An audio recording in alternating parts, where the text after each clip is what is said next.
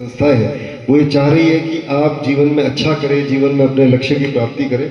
और केवल आप नहीं करते हैं, जब एक ग्रामीण क्षेत्र से या एक ऐसे क्षेत्र से जो पिछड़ा हम जिसको कहते हैं, उस क्षेत्र का बच्चा, उस क्षेत्र का बालक बालिका यदि जीवन में अच्छा करता है तो उस पूरे गांव के बच्चों के लिए वो एक प्रेरणा का स्रोत बनता है। ऐसा नहीं है कि एक रमेश ने किसी गाँव से कोई एग्जाम, मान लीजिए आप सब इंस्पेक्टर बन गए या आप कोई और किसी तहसीलदार की सेवा में आ गए, आरएस अधिकारी बन गए, आईएएस बन गए, तो केवल आपका ही अच्छा नहीं हुआ है, आपने जाने अनजाने उस पूरे क्षेत्र के बच्चों को प्रेरित कर दिया।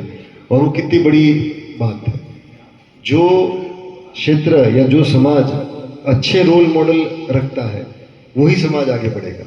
यदि हम ऐसे आदमी को रोल मॉडल बनाएंगे कि जो आदमी सामाजिक पैरामीटर्स पे रोल मॉडल बनाने लायक नहीं है, तो फिर पूरे समाज का एक तरीके से हास होता है, पूरे समाज का ये पतन होता है।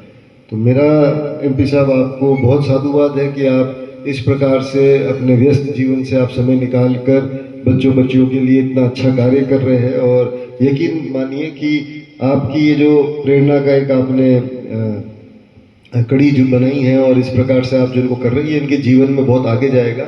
और यहाँ मेरे हिसाब से 300-400 स्टूडेंट्स हैं। पहली बात तो जब ये 300-400 स्टूडेंट आज इस वर्कशॉप को अटेंड करने के लिए आए हैं, यही इस बात का परिचायक है कि सारे स्टूडेंट अपने जीवन को लेके, अपने लक्ष्य को लेके बहुत गंभीर है।